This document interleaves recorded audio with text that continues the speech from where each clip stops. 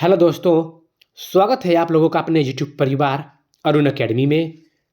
आज की क्लास में हम लोग पढ़ेंगे गणित का सेट नंबर 4। जितने भी 2011 से 2024 अब तक जितने सीटेट के प्रीवियस ईयर एग्जामों में अटेंड किया हुआ प्रश्न है, सब हम लोग एक सेट के माध्यम से सॉल्व कर रहे हैं। आज का सेट नंबर 4 है। इससे पहले और वीडियो नहीं देखे हैं तो जाकर आप प्लेलिस्ट में देख सकते हैं। बहुत ही ज़बरदस्त तरीके से, शानदार तरीके से ये सीटेट की क्लास चलाई जा रही है। PYQ के माध्यम से सॉल्व कराया जा रहा है जो सीटेट के एग्ज़ाम में अटेंड किया हुआ प्रश्न है, और टॉपिक वाइज भी चल रही है। तो चलते हैं, पहला क्वेश्चन क्या है स्टार्ट करते हैं, बिल्कुल देरी नहीं करते हैं। देखिए पहला क्वेश्चन क्या कह रहा है, 2/7 + 7/2 बराबर है। तो ऐसे प्रश्न को सॉल्व करने के लिए या तो नीचे आप जो संख्या है उसका एलसीएम ले लीजिए या तिर्यक गुणा कर दीजिए। तो तिर्यक गुणा हम करेंगे, देखिए 2/7 + 7/2। तिर्यक गुणा करेंगे, 2 का 2 में करेंगे तो 2 दूना के 4 और 7 का 7 में करेंगे 7 × 49, यानी कि 49, और नीचे 7 दूना के 14, तो 49 + 4/14। तो 49 और 4 को जोड़ेंगे 53 हो जाएगा। तो यानी कि 53 बटे कितना आया, 14। तो अब देखेंगे हम ऑप्शन के अकॉर्डिंग देखेंगे कैसे किया है। या तो ऐसे रहेगा तो ऐसे कर देंगे, और नहीं तो ये सही में है तो सही में देखेंगे। तो देख लेते हैं। तो 14 तियाँ कितना होता है, 14 तियाँ 42 होता है, तो 3 हो गया। हाथ में लगा हासिल कितना, 11, तो 11/14। तो ऑप्शन नंबर 3 हमारा लॉक हो जाएगा। 3 सही, 11/14।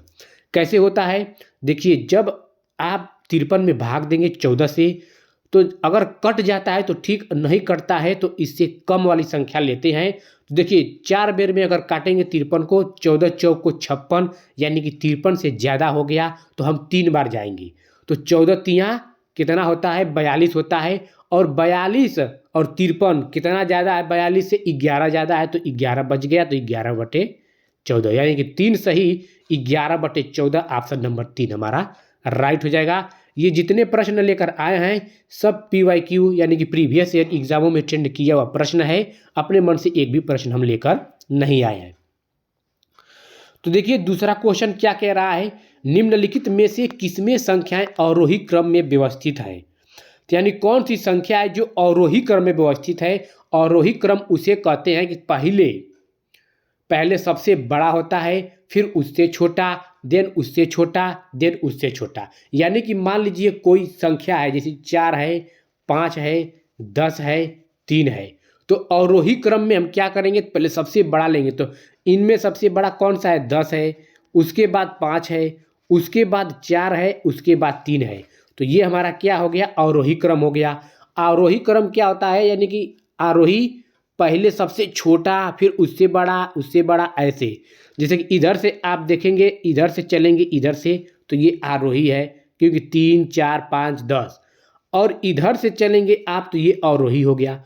तो वही कहा गया है कि निम्नलिखित में से किसमें अवरोही क्रम से व्यवस्थित है। तो यानी सबसे बड़ा पहले कौन सा है, तो देखिए सबसे 20.2, 20.2, 20.2, और ये क्या है 2.02, यानी कि ये कट गया। सबसे बड़ा हमें लेना है पहले, तो ये संख्या क्या है, कट गया। तो ये देखिए 20.2, 20.2, 20.2, 3 में सेम बराबर हो गया। अब देखते हैं 2.20, 2 यहाँ पे देखिए 2.20, इसमें भी 2.20, ये क्या है 2.02 हो गया, यानी कि पहले 0 आ गया, ये भी कट गया। तो अब बचा हमारा ऑप्शन पहला और दूसरा। तो पहला और दूसरा देख लेते हैं। 20.2, यहाँ पे 2.20, 20.2, 2.020। अब देखते हैं, इससे आगे चलते हैं 2.022। अब यहाँ पे 2.02, देखिए यहाँ पे 02 है और यहाँ पे 02, यानी कि इसकी संख्या आगे कुछ नहीं है, यानी कि 0 हम लोग मानेंगे। लेकिन 2.02 के बाद 2 है, यानी कि ये संख्या क्या है, बड़ी है।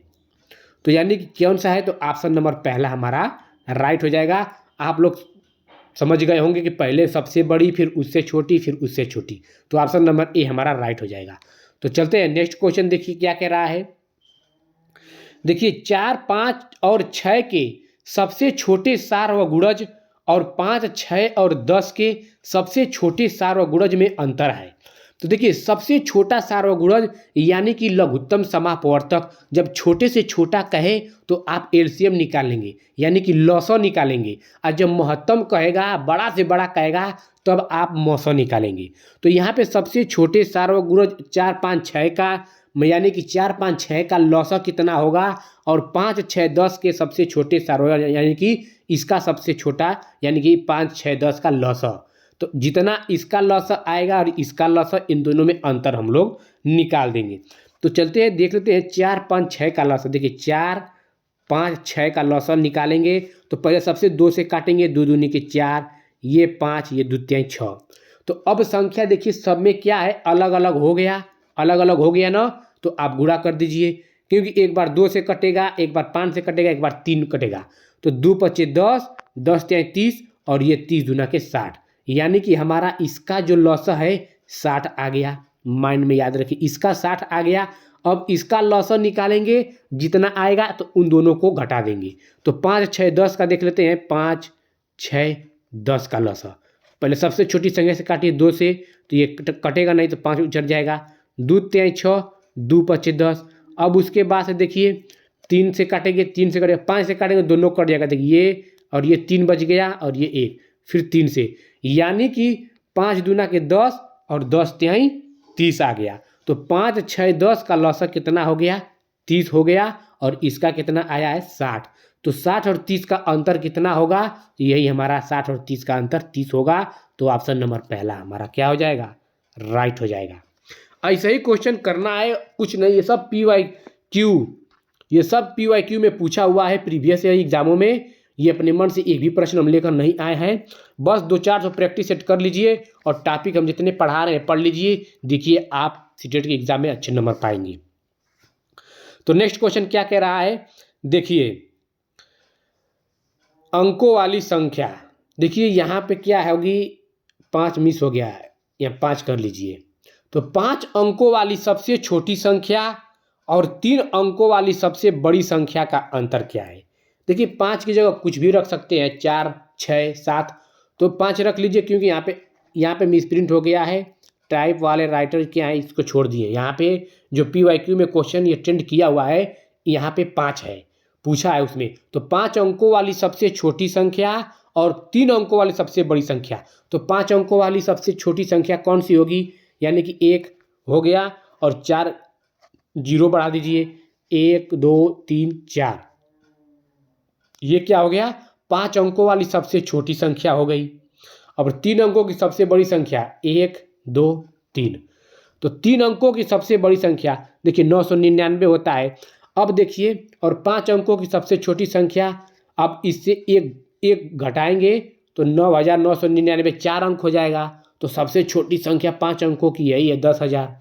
और 3 अंकों की सबसे बड़ी संख्या ये है, क्योंकि 999 में प्लस 1 करेंगे तो 1000 हो जाएगा।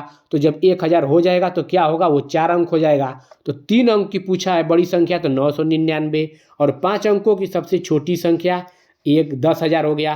क्योंकि अगर छोटी संख्या 1 और हम माइनस कर रहे हैं तो यहाँ पे 9999 हो जाएगा, तो वो 4 अंक की हो जाएगी संख्या। लेकिन 5 अंक की संख्या पूछे तो हमें 5 अंक की सबसे छोटी लेना है और ये 3 अंक की सबसे बड़ी लेना है। तो इन दोनों का क्या पूछा है, अंतर पूछा है। तो 10,000 में से 999 आप घटा दीजिए, तो कितना आ जाएगा, 9001। तो ऑप्शन नंबर 3 हमारा राइट हो जाएगा। ऐसा ही क्वेश्चन करना है और कुछ नहीं करना है। देखिए 27,777 प्राप्त करने के लिए 7,077, 7,707, 7,007 के योगफल में क्या जोड़ना होगा, क्या जोड़ना होगा, पूछ दिया है कि क्या जोड़ना होगा। तो मान लीजिए जोड़ी गई संख्या x है, ठीक, x है। अब इतना प्राप्त है, कितना, 27,777 प्राप्त करने के लिए, मतलब इतना हमारा है। तो यानी कि इसमें क्या जोड़े कि इतना प्राप्त हो जाए, ये है। तो सोचिए 7077 प्लस 7707 प्लस 7007, ये क्या है, योगफल है। में क्या जोड़ना है, तो प्लस x जोड़ रहे हैं, तो पूरा योग कितना निकल कर आ रहा है, 27,777। अब इसी को आप लोग हल कर देंगे उत्तर प्राप्त निकल कर आ जाएगा। जैसे कि मान ली इन तीनों को जोड़ दिए, ठीक, इन तीनों को आप लोग जैसे ही जोड़ेंगे तो क्या निकल कर आएगा, देखिए 7 7 14 7 तरीके 21 को 1 हो गया। इन तीनों को जोड़ने के बाद देखिए हम बता रहे हैं, प्लस कर दीजिए, इसको प्लस हो गया और ये प्लस x हो गया और पूरे बराबर में ये इतना हो गया 27,777 कर देते रहे। देखिए 7077 यानी कि 7,077 प्लस 7,700 7 हो गया प्लस 7,007 हो गया। अब प्लस क्या जोड़े, x जोड़े। अब बराबर में, पूरे बराबर में 27,000 ये जो संख्या है 777 आ गया। इन पूरा को प्लस ये तीनों हो गया और प्लस x और ये, तो इन तीनों को जोड़कर x पक्षांतर करेंगे तो इसमें से घटा देंगे, हमारा उत्तर निकल कर आ जाएगा। तो इन तीनों को जोड़िए, तो इन तीनों को देखिए 7 के 7 7 दूना 14 7 तरीके 21 को 1 हासिल कितना लगा 2, 21 2 हासिल लगा। तो अब जोड़िए, ये देखो 0 ये 0 और ये 7 7 और 2 हासिल 9 9 हो गया। तो अब देखिए अब कितना निकल कर आया, 1 निकल कर आया था, 9 निकल कर आया था। अब देखिए 0 और ये 7 और ये 0, तो कितना निकल गया, 7 जोड़ रहे हैं तो 7 हो गया। अब ये 7 2 70 के 21 ये हो गया प्लस x हो गया, बराबर कितना है, ये संख्या है 27,777। तो जब x के, जब मान लीजिए ये संख्या है 27,777 और जब ये x के इधर जाएगा पक्षांतर करेंगे तो ये प्लस है तो इधर जाएगा तो माइनस हो जाएगा, यानी कि x बराबर कितना हो जाएगा 27,777 माइनस कितना आया था जब हम जोड़े थे तो 21 आया था और 21,791 इतना आया था। अब ये घटा देंगे तो मेरा उत्तर निकल कर आ जाएगा। तो 7 में से 1 जाएगा 6 और बचा कितना आपका 27,777 21,791। तो अब 7 में से 9 घटाएंगे तो जाएगा नहीं, तो हासिल लेंगे और जब हासिल लेंगे तो 27 में से 9 घटाएंगे तो कितना हो जाएगा, 27 में से जब आप 9 घटाएंगे तो 27 और 1 28 यानी कि 8 हो जाएगा। अब बचा कितना, यहाँ पे भी 7 बचा, 6 बचा, इस यहाँ से हासिल लिए हैं तो अब कितना बचेगा, जब इसका घटाएंगे तो 7 निकल कर आ जाएगा। अब उसके बाद से कितना निकल कर आएगा 8 यानी कि 9 27 यहाँ पे 9 हो जाएगा। अब निकल कर आएगा यहाँ पे आपका 5, तो 5,986 किसमें है, तो ऑप्शन नंबर हमारा 2 राइट हो जाएगा 5,986। बस यही क्या करना है, इसको जोड़कर प्लस x में से इस घटा देंगे, वही हमारा आंसर निकल कर आ जाएगा। बस समय लग रहा है आप लोग को बताने में और कुछ नहीं। किसी विद्यालय में 320 विद्यार्थी हैं जिनमें से 1/4 लड़कियां हैं और शेष लड़के हैं। तो अब देखिए 1/4 लड़कियां, 320 में से 1/4 लड़कियां हैं और शेष लड़के हैं। तो देख लेते हैं किसका पूछ रहा है पहले। तो लड़कों की संख्या के 2/3 खिलाड़ी हैं, जो खिलाड़ी नहीं है उन लड़कों की संख्या, जो खिलाड़ी हैं उनका संख्या नहीं पूछा है, जो खिलाड़ी नहीं है उनका संख्या पूछा है। तो कैसे सॉल्व करेंगे, देखिए 320 विद्यार्थी कितने हैं, 320 विद्यार्थी हैं। अब देखिए अब क्वेश्चन पूछा है कि 1/4 लड़कियां हैं। देखिए 1/4 लड़कियां हैं, यहाँ पे थोड़ा सा कॉमन सेंस, थोड़ा सा समझने की बात है, थोड़ा सा एकदम गौर करके सुनिएगा।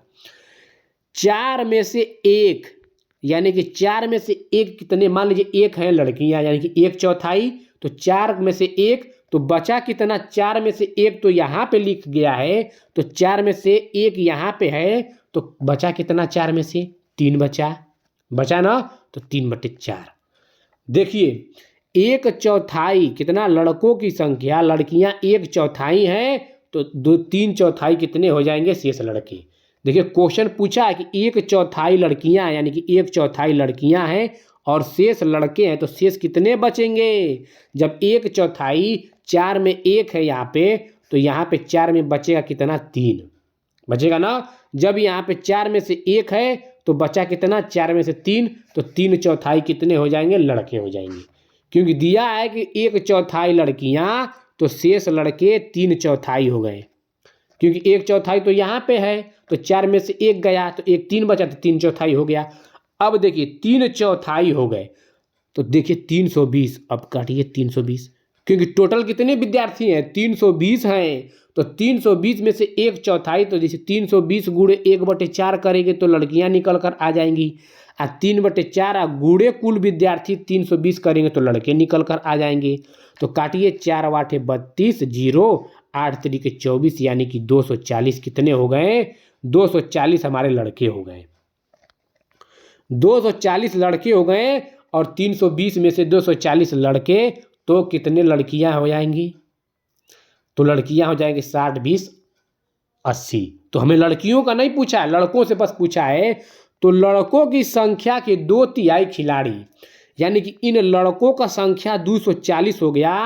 अब इसमें पूछा है 240 में से 2/3 खिलाड़ी हैं, यानी कि 240 में से 2/3 खिलाड़ी हैं, यानी कि 2/3 यहाँ पे खिलाड़ी हैं, तो खिलाड़ी नहीं है।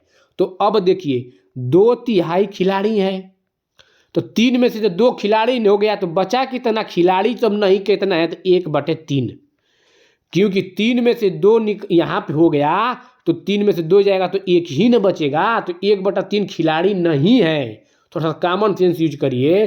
देखिए 240 लड़के, क्योंकि 1/4 लड़कियां थीं, तो 1/4 में से घटाएंगे 1 में से 1/4, तो 3/4 कितना हुआ, लड़के, तो 3/4 लड़के 320 पूरा विद्यार्थी टोटल से करेंगे तो 240 निकल कर आ गया।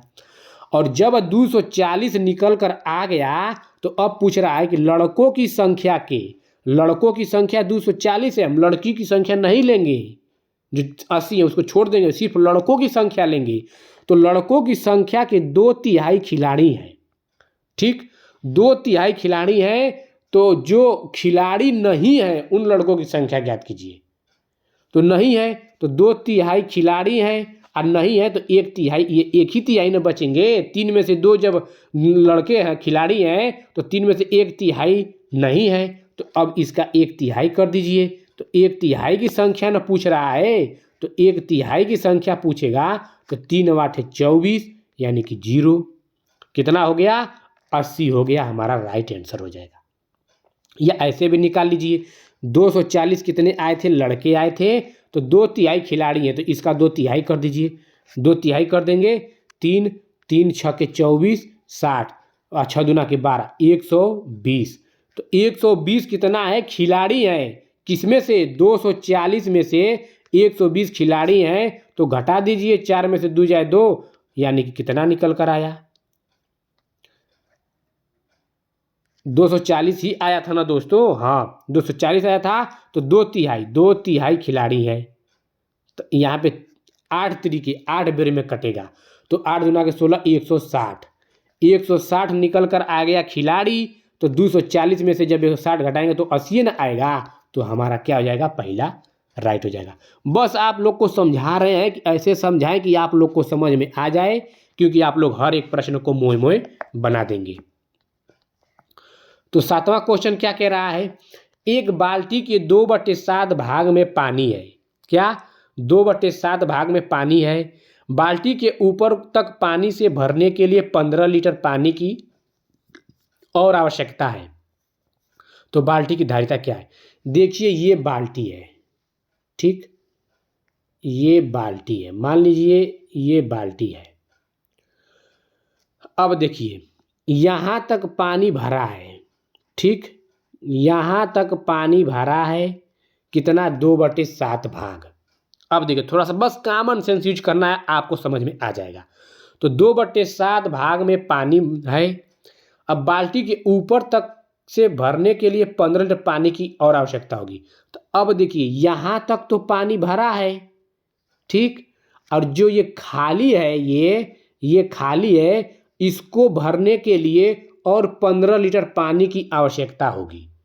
तो यानी खाली कितनी है, खाली 15 लीटर, 15 लीटर खाली है। बस इतना याद रखिएगा कि 2/7 भरा है और खाली कितना है, 15 लीटर खाली है, क्योंकि 15 लीटर जब भरेंगे तभी तो भरेगा ये पूरा बाल्टी। तो 15 लीटर पानी की आवश्यकता है, तो बाल्टी की धारिता क्या होगी? इसी का पूछ रहा है कि इतनी की धारिता क्या होगी बाल्टी की। तो अब बताइए, जब पानी भरा है, जब भरा है कितना 2/7, 2/7 भाग पानी भरा है। अब देखिए संख्या कितना दिया है खाली का 15 लीटर। तो अब बताइए 2/7 जब भरा है तो खाली कितना होगा? 2/7 जब भरा है तो खाली कितना होगा? 5/7 खाली होगा कि नहीं होगा ये बताइए। क्योंकि 7 में से 2 यहाँ पे हो गया तो बचा कितना? 7 में से 5 ही न बचा। तो 2/7 जब भरा है तो 5/7 खाली है कि नहीं है? क्योंकि यहाँ पे देखिए क्वेश्चन में दिया है कि एक बाल्टी के 2/7 में भाग में पानी है। तो 2/7 में पानी है तो बाकी पानी कहाँ गया? पानी खाली कहाँ है? 2/7 ही पानी है तो और बाकी कहाँ गया? तो 5/7 ही न बचा। क्योंकि ये 7 का 2 है तो बचा कितना? 7 का 5 बचा ना। तो वही है कि 2/7 भाग पानी है, अब 5/7 भाग में पानी नहीं है, जो खाली संख्या है 5/7 है। तो यहाँ पे जब खाली संख्या का रहता है तो खाली का पूछता है। देखिए तो 5/7 खाली हो गया हमारा, 5/7 दिया है कितना? 15 लीटर, बराबर 15 कर दीजिए। तो 5 5 तिहाई 15, 7 तरीके 21, यानी कि 21 लीटर। यही हमारा आंसर हो गया। समझ में आ गया ना? क्योंकि क्वेश्चन यही पूछा है कि एक बाल्टी के 2/7 भाग में पानी भरा है। तो 2/7 भाग में पानी भरा है तो खाली कितना बचा? 5/7 बचा। 5/7 बचा ना। तो जब 5/7 बचा, जब 5/7 बचा तो वही एक बाल्टी को ऊपर तक पानी भरने के लिए 15 लीटर पानी की और आवश्यकता होगी।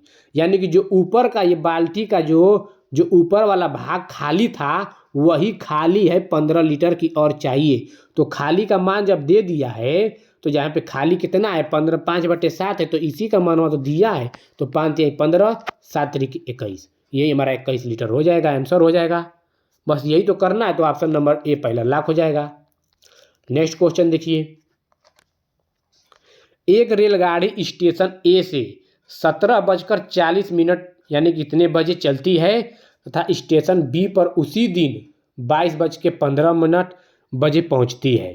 तो रेलगाड़ी द्वारा यात्रा में लगा समय, तो बस यही घटा दीजिए कितना समय लगा। तो देखिए 22 है और ये 15 है और ये 17 है और ये 40 है। यहीं पे आप लोग को सब कुछ करना है। क्या है देखिए, 15 में से 40 तो घटेगा नहीं। तो अब यहीं पे थोड़ा सा कॉमन सेंस यूज करना है। अब देखिए लड़के लोग क्या करते हैं, यहाँ पे कन्फ्यूजन रहता है 15 में से 40 कैसे घटाए, तो इसमें से हासिल 1 लेते हैं तो 16 हो जाएगा, नहीं हो पाएगा। तो अब बता रहे हैं, देखिए ये क्या है? ये घंटा है। 21 17 ये घंटा है और ये क्या है? मिनट है। क्यों? क्योंकि 21:15 हो रहा है और यहाँ पे 17:40। तो 21 15 17 40, तो 21 क्या है? यहाँ पे घंटा है और ये 15 मिनट है। 17 क्या है? घंटा है। 40 ये जो है मिनट है। तो अब देखिए जब 21 और ये 15 हो गया और ये 17 40, तो जब आप 21 से एक हासिल लेंगे 15 में जोड़ने के लिए, तो 21 में से 1 लेंगे तो यहाँ पे 20 हो जाएगा 21 की जगह। और जब 1 हासिल ले रहे हैं, अब 15 यहाँ पे मिनट है तो घंटा है। यहाँ पे 21 ये घंटा है, इधर जाएगा तो मिनट हो जाएगा। तो 1 घंटे में मिनट कितना होता है? 60 मिनट होता है। यहीं पे थोड़ा कॉमन सेंस यूज करिएगा। 60 मिनट होता है क्योंकि इधर संख्या 15 है तो ये मिनट है। तो यहाँ पे जब 1 घंटा हासिल ले रहे हैं तो घंटे जब मिनट में जाएगा तो यहाँ पे मिनट हो जाएगा। क्योंकि 1 घंटे में 60 मिनट होता है तो यहाँ पे 60 जोड़ेंगे तो 60 यहाँ पे जोड़ेंगे तो कितना हो जाएगा? तो 60 और 15 कितना हो जाएगा? 60 15 आपका 75 हो जाएगा। तो जब 75 यहाँ पे मिनट हो गया तो अब 75 में से 40 जब घटाएंगे तो कितना हो जाएगा? 35 मिनट हो जाएगा। हो जाएगा कि नहीं हो जाएगा? 35 मिनट। अब देखिए, अब यहाँ पे क्या लिए हैं? 21, 1 मिनट। 21 यहाँ पे क्या था? घंटा था। 1 इधर हासिल दे दिए तो वो तो अपना मिनट का काम हो गया। तो बचा कितना? 20 बचा। तो 20 में से 17 जाएगा तो 3 हो जाएगा, यानी कि 3:35 हो जाएगा। तो ऑप्शन नंबर कहाँ गया दोस्तों, 21।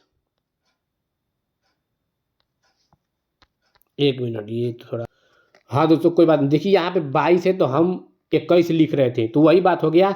यहाँ पे क्या है, 22 लिख दीजिए, 22 हो गया और 15, अब 17 हो गया, अब ये 40 हो गया। तो अब यहाँ से हासिल लेंगे, 1 घंटे लेंगे तो 60 हो जाएगा। जब 75 में से 40 गया 35 हो गया। अब यहाँ पे बचा 22 में से 1 गया तो यहाँ पे क्या हो जाएगा, 21 हो जाएगा। तो 21 में 17 जाएगा 4, तो 4:35। तो ऑप्शन नंबर 4 3 हमारा राइट हो जाएगा। क्योंकि यहाँ पे 22 है, हम 21 लिख रहे थे, कोई बात नहीं है, वही सेम प्रोसेस है, बस 22 की जगह 21 हो गया था। तो प्रोसेस तो वही है, वैसे ही आप लोग को करना है। तो चलते हैं आगे बढ़ते हैं। देखिए, एक 90 सेंटीमीटर लंबे तार को मोड़कर एक आयत का रूप दिया गया। यदि आयत की चौड़ाई 15 सेंटीमीटर है तो इसका क्षेत्रफल क्या होगा। तो देखिए आयत, तो आयत का परिमाप कितना होता है, 2 × L+B, ये आयत का परिमाप होता है, याद कर लीजिएगा।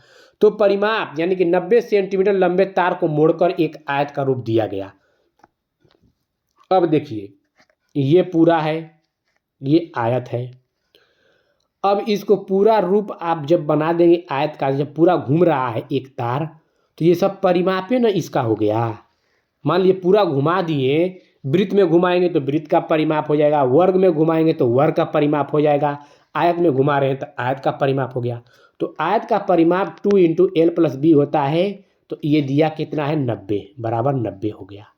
बस अब इसी को सॉल्व करना है, क्योंकि चौड़ाई दे दिया है कितना, 15।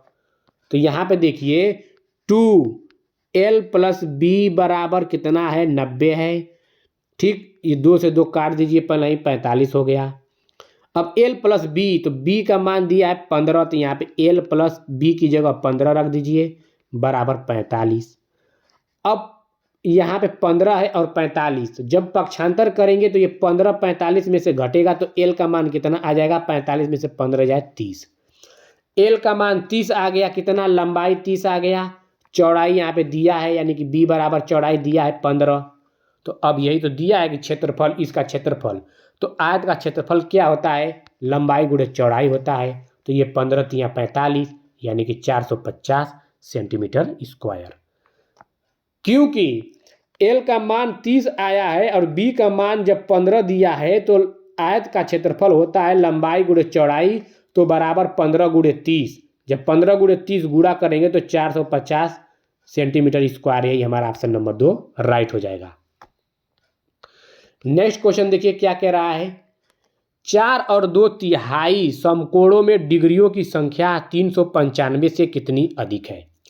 देखिए जब कितना कितनी अधिक दे दे, कितना कम है, कितना अधिक है, कितना ज़्यादा है, कितनी वृद्धि है, कितनी कमी है, कितना कितनी वृद्धि ज़्यादा फलाना ढकाना, ये सब दे दे, तो बस आंख मूंद के आप लोग माइनस करिएगा। ठीक, क्योंकि वो अंतर बता रहा है, तुलना कर रहा है एक दूसरे से, तो वहाँ पे आप लोग घटा दीजिएगा।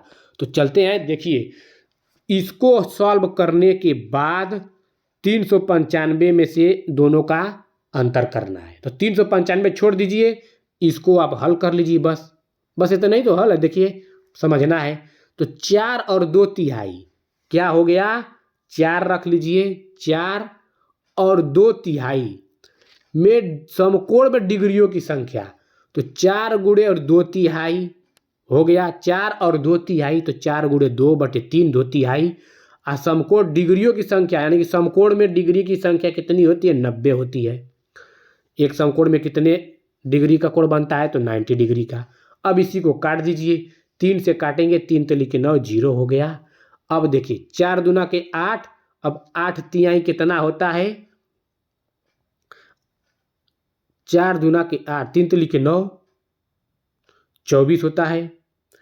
तो जब आप 24 संख्या, कहाँ गया, 4 और 2/3 गुणे 90 डिग्री हो गया। अब इसको काटिए, काटापीटी सब मचाएंगे तो कितना आएगा,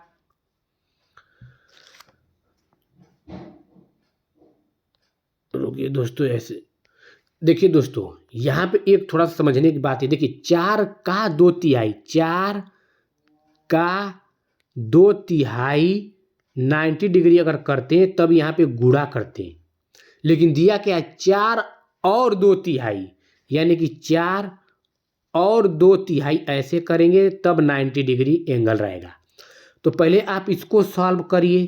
तो 4 के 4 4 4 3 12, अब 12 दो कितना होता है 14, यानी कि 14, यानी कि देखिए 4 और 2/3 ऐसे 4 का 2/3 रहता तो 4 गुणे 2/3 करते हैं, लेकिन 4 और 2/3 का है तो ऐसे आप लोग करेंगे। अगर यही कह देता कि 5 और 2/3 तो 5 सही 2/3 करते, 7 और 2/3 तो 7 सही 2/3 करते। तो यहाँ पे क्या है 4 और 2/3, यानी कि 4 और 2/3 गुणे समकोण में डिग्रियों की संख्या, समकोण में हमें बदलना है तो पहले इसको हल कर ले रहे हैं। तो 4 3 12 2 14, यानी कि 14 गुणे बटे 3 गुणे 90 डिग्री होता है।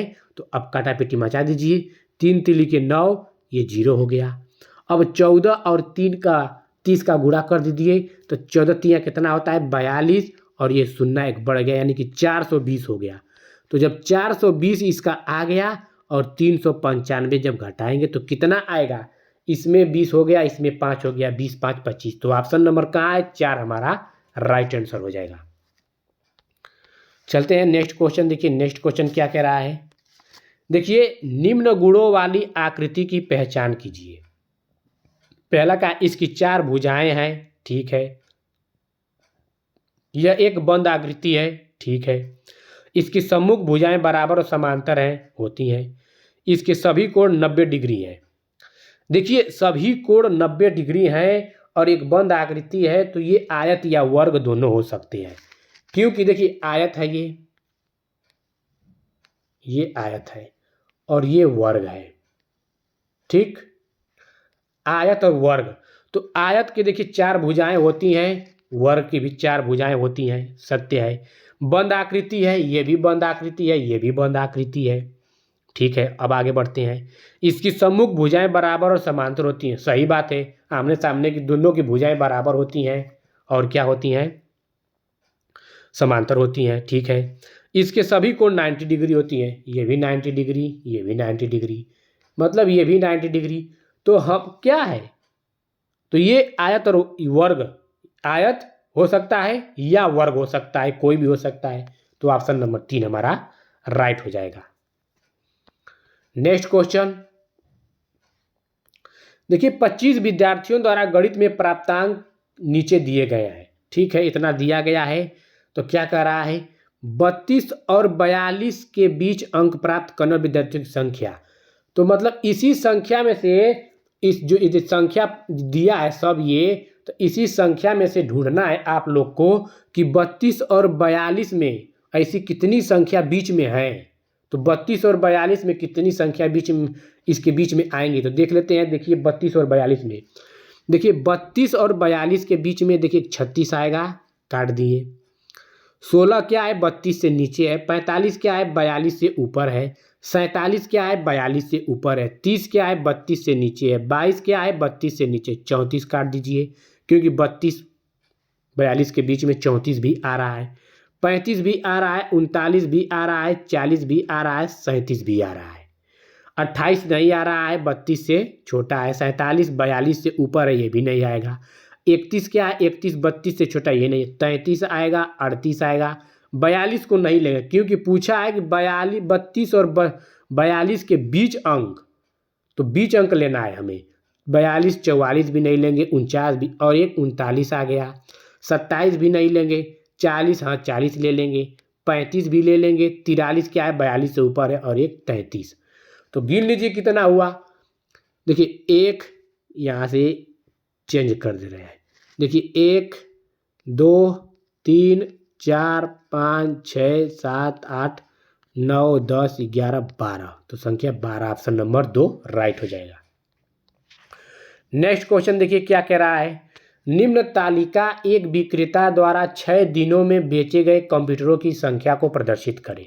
तो कंप्यूटरों की संख्या को प्रदर्शित करना है। देखिए सोमवार में 28, मंगलवार 25, बुधवार 37, बृहस्पतिवार कितनी हुआ, बृहस्पतिवार हमारा हो गया 23, शुक्रवार 38, शनिवार 25।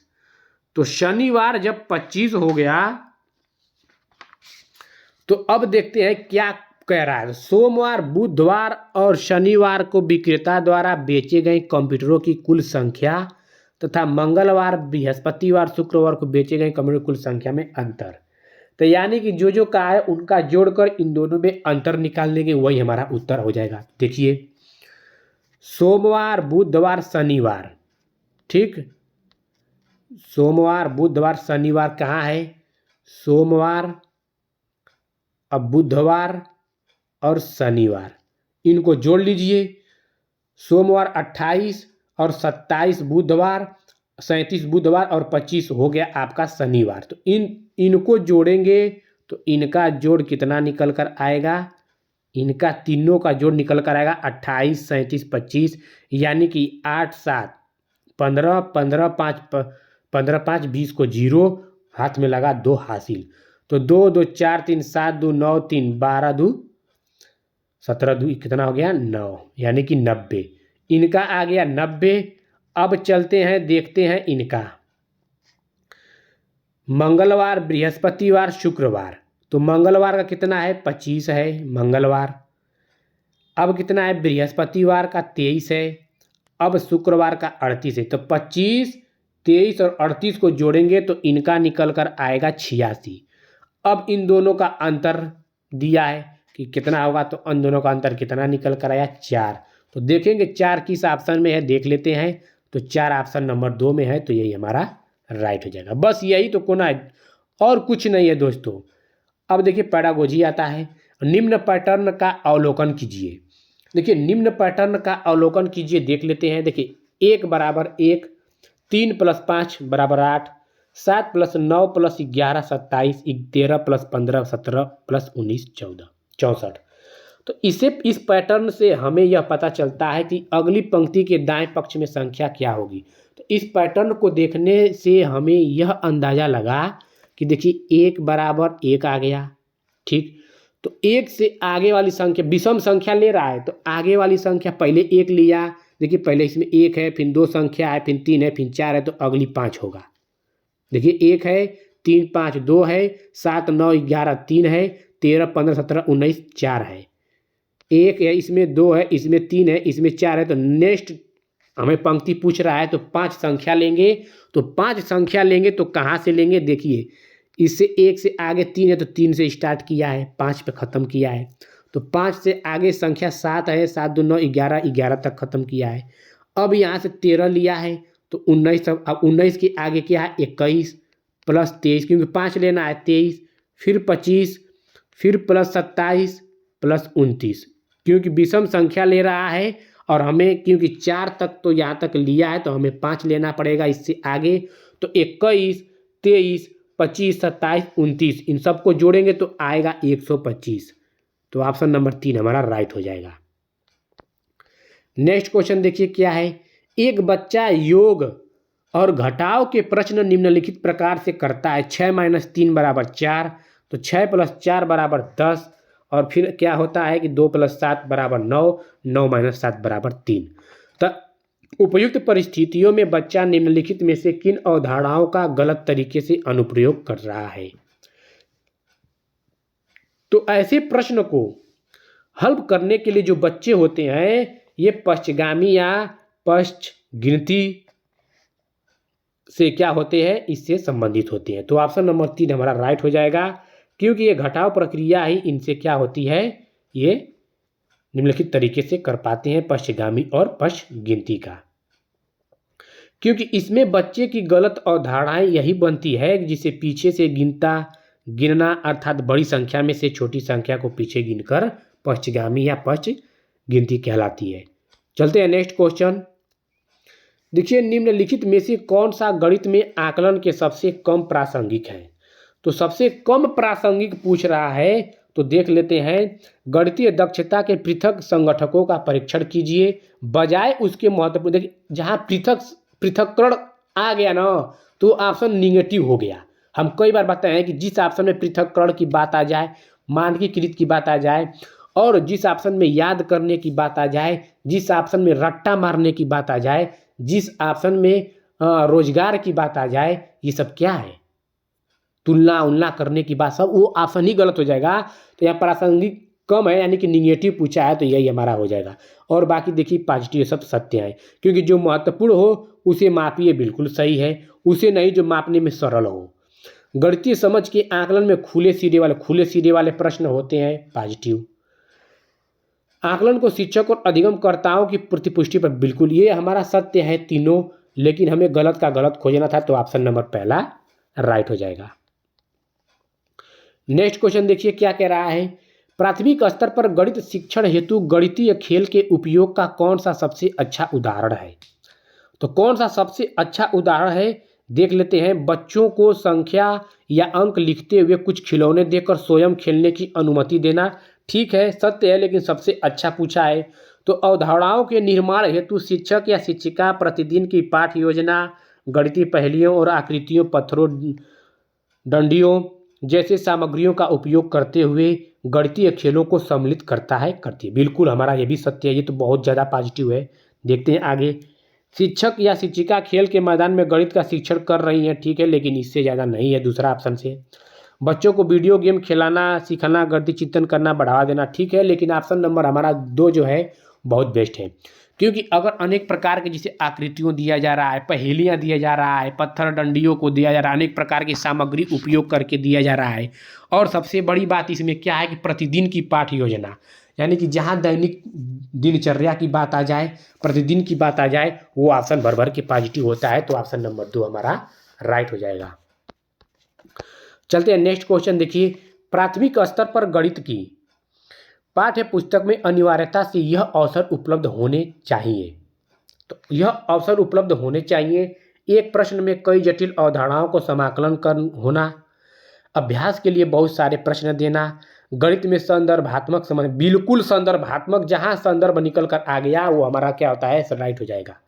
प्राथमिक स्तर पर गणित की पाठ्य पुस्तक में गणितीय संदर्भात्मक समस्याएं होना अनिवार्य होता है, जिससे बच्चों में समझ विकसित हो सके। तो ऑप्शन नंबर 3 हमारा राइट हो जाएगा। कलन विधि तो नहीं होगा। चलते हैं नेक्स्ट क्वेश्चन देखिए। स्थानीय विषय वस्तु और अस्वाद के साथ राष्ट्रीय पाठ्य पुस्तकें राष्ट्रीय शिक्षा नीति 2020 के आलोक में निम्नलिखित में से कौन सा या से दिए गए कथन के अर्थ को निरूपित करता या करती हैं? देख लेते हैं। देखिए, शिक्षक को बच्चों की स्थानीय भाषा में केवल मौखिक, देखिए केवल मौखिक प्रश्न पूछने चाहिए, सिर्फ और सिर्फ केवल मौखिक, तो केवल मौखिक आ गया, गलत हो गया। सभी स्कूली पाठ्य पुस्तकों का हिंदी भाषा में अनुवाद किया जाना चाहिए। देखिए, सभी स्कूल पाठ्य पुस्तक का हिंदी भाषा में अनुवाद किया जाना चाहिए। हमें एनसीएफ 2005 मतलब क्या कहती है कि सभी भाषा को पर्याप्त सम्मान दें, किसी में भेदभाव न करें। तो आप यहाँ पे कह रहे हैं कि सभी स्कूल पाठ्य पुस्तकों का हिंदी भाषा में अनुवाद किया जाना चाहिए, ये भी हमारा गलत हो गया। पाठ्य पुस्तकों को इस तरह से तैयार करना चाहिए कि वह विद्यार्थियों और समुदायों की आवश्यकताओं के मुताबिक हो, बिल्कुल हमारा तीसरा सत्य हो गया। पाठ्य पुस्तकों में स्थानीय संदर्भों, देखिए संदर्भ आ गया, और आवश्यकताओं के अनुसार वांछित बारीकियों और पूरक सामग्रियों को शामिल करना। तीसरा और चौथा हमारा सत्य हो जाएगा, पहला दूसरा गलत है। तो देख लेते तीसरा चौथा किसमें है, ऑप्शन नंबर 4 में है। नेक्स्ट क्वेश्चन देख लेते हैं। देखिए, कक्षा 5 के विद्यार्थी को जब भिन्न जैसे 3/10, 7/10, 15/10 इत्यादि को दशमलव संख्याओं में बदलने के लिए कहा जाता है, तो यह क्या करते हैं, 3/10 को 1.3, 7/10 को 1.7, 15/10 को 25 लिखता है। तो इस अवधारणा के लिए सबसे अच्छा स्पष्टीकरण इनमें से कौन सा होगा? देखिए, ऐसे प्रश्नों को क्या करते हैं, पहले ऑप्शन देखेंगे कि ऐसे क्या कह रहा है। तो देख लेते हैं। कक्षा में उसका लापरवाह रवैया है, कभी भी लापरवाह रहा, बच्चों को निगेटिव नहीं मानेंगे, ठीक है, छोड़ देते हैं। वह अंश और हर को जोड़कर दशमलव को प्राप्त संख्या के 2 अंक के बीचों बीच लगा रहा है, ठीक है, एक बार ट्राई कर ले रहे हैं। क्या है वह अंश और हर को, जैसे 10 3 13 जोड़िए। अब 13 जोड़ दिए तो 10 एकम 10, 13, बिल्कुल बीच में लगा रहा है ना। देखिए, वह अंश और हर को जोड़कर दशमलव को प्राप्त संख्या के 2 अंक के बीचों बीच लगा रहा है, ठीक है, ये तो हो गया। 10 7 17 हो गया, अब बीचों बीच में लगा दिया। 10 5 15 25 हो गया, अब बीचों बीच में, यानी कि हमारा ऑप्शन नंबर दूसरा राइट हो गया, यही है। नेक्स्ट क्वेश्चन देखिए, एक शेष या शेषफल सर्वदा भाजक से कम होता है। प्राथमिक स्तर के विद्यार्थियों को यह समझाने के लिए निम्नलिखित में से कौन सी प्रणाली या विधि सर्वाधिक उपयुक्त होगी? तो देख लेते हैं, ऑप्शन पहला, दूसरा, नीचे क्या है, तीसरा, चौथा है, कोई बात नहीं। तो देख लेते हैं, पहला ऑप्शन क्या कह रहा है, हस्त कौशल सामग्री जैसे कंकड़ों, गेंदों तथा टोकनों इत्यादि का उपयोग भाज्यों के रूप में करें, जिनको विभिन्न तरीकों से बराबर समूहों में बांटें और विद्यार्थियों को वांछित संबंध स्थापित करने दें। बिल्कुल हमारा पहला ही ऑप्शन सत्य हो गया, इसको सत्य मान लेंगे, सत्य। आगे और देख लेते हैं, अलग अलग शेषफल मिलने पर आधारित विभाजन केवल 2 अंकी, केवल 2 अंकी करेंगे, वैसे ही गलत हो जाएगा। पहला ऑप्शन हमारा सत्य हो गया। तीसरा देख लेते हैं, श्यामपट्ट पर 1 या 2 विभाजन के प्रश्नों को हल करेंगे, सिर्फ संबंध को प्रमाणित करने के लिए गुणन एवं योग का। देखिए, जहां आप दैनिक दिनचर्या से संबंधित आ रहा है तो हमारा सत्य हो जाएगा, क्योंकि यहाँ पे हस्त कौशल सामग्री जैसे कंकड़ों, गेंदों, टोकनों इत्यादि का उपयोग भाज्यों के रूप में कर रहा है। जैसे कि मान लीजिए 51 टोकने हैं, ठीक, 51 टोकनों को 8 बच्चों में बराबर की संख्या में बांटना है, तो 8 छक्का 48 और 3 टोकन शेष बचेंगे। मतलब टोकन के हिसाब से ऐसे ऐसे बांटेंगे तो लड़के से ज़्यादा समझेंगे, अच्छा है। वैन हीले के ज्यामितीय चिंतन के सिद्धांत के अनुसार प्राथमिक कक्षा के बच्चों में दृश्यकरण के बुनियादी स्तर की अवधारणा के बारे में निम्नलिखित में से कौन सा कथन सत्य है? देखिए, वैन हीले का ज्यामितीय सिद्धांत नहीं देखे तो जाकर प्लेलिस्ट में देख लीजिएगा, बहुत ही ज़बरदस्त तरीके से बताए हैं, कभी ज़िंदगी में नहीं भूलेंगे। तो देखिए, पहला ऑप्शन क्या कह रहा है, बच्चे ज्यामितीय आकृतियों को उनके गुणधर्मों के, क्या देखिए गुणधर्मों के, जब हम गुणधर्म बताए थे कि जब गुणों के आधार पे बताएगा तो क्या होता है, क्योंकि बताए थे ना कि वर्ग और आयत में जब अंतर करता है तो उसके गुणों के आधार पे करता है, बताए हैं बहुत अच्छी तरह से। इस स्तर पर ज्यामितीय चिंतन प्रमेयों के निगमन से संबंधित होता है। देखिए, नियम से संबंधित होता है, तो लास्ट वाला में गए थे हम लोग। तो बच्चे ज्यामितीय आकृतियों के उनके स्वरूप और देखिए स्वरूप और दिखावट के रूप में हम बताए थे कि समोसे को देखकर क्या बता रहा है, समोसे को देखकर, समोसे ऐसे होता है तो समोसे को देखकर त्रिभुज बता रहा था ना, बताए थे। रोटी को देखकर वृत्त बता रहा था, यानी कि उसके बच्चे ज्यामिति उसके आकृतियों को स्वरूप उनके दिखावट के आधार पर बता रहा है, तो ऑप्शन नंबर 3 हमारा राइट हो जाएगा। नेक्स्ट क्वेश्चन देखिए, राष्ट्र और बच्चों के श्रेष्ठ संभव भविष्य को सुनिश्चित करने के लिए राष्ट्रीय शिक्षा नीति NEP 2020 यानी कि न्यू एजुकेशन पॉलिसी 2020 के अनुसार शिक्षकों की अभिप्रेरणा और उनका सशक्तिकरण जरूर है। इस दृष्टि कथन को साकार करने के लिए CPD जैसे अवसरों को आरंभ करने का सुझाव दिया गया है। तो CPD का अर्थ है, तो CPD का अर्थ क्या है, सेंट्रल प्रोफेशनल डेवलपमेंट या कोर प्रिंसिपल डेवलपमेंट या करिकुलर प्रोफेशनल डेवलपमेंट या कंटिन्यूअस प्रोफेशनल डेवलपमेंट। तो ऑप्शन नंबर 4 हमारा राइट आंसर हो जाएगा, CPD, यानी कि CPD का अर्थ होता है कंटिन्यूअस प्रोफेशनल डेवलपमेंट होता है, याद रखिएगा, ऑप्शन नंबर 4 हमारा राइट हो जाएगा। नेक्स्ट क्वेश्चन क्या कर रहा है, मूल्यांकन विद्यार्थियों की सामान्य एवं विशिष्ट अधिगम कठिनाइयों के निदान में और उसके अनुसार उपचारित शिक्षण की योजना बनाने में डैश की सहायता करता है। तो क्या करता है, शिक्षकों की सहायता करता है, ऑप्शन नंबर पहला हमारा राइट हो जाएगा। नेक्स्ट क्वेश्चन देखिए, नेक्स्ट क्वेश्चन क्या कह रहा है, NCERT के अनुसार कक्षा 1 यानी कि फर्स्ट के विद्यार्थियों के लिए निम्नलिखित में से कौन सा एक अधिगम प्रतिफल नहीं है। तो 50 तक की संख्या को पहचाना और लिखना, ये कक्षा फर्स्ट में विद्यार्थियों को किया जाता है कि 50 तक की संख्या को पहचाने और लिखें। पुनर्समीकरण के बिना 20 तक की संख्या को जोड़ना और घटाना, ये भी हमारा सत्य है NCERT के अंदर।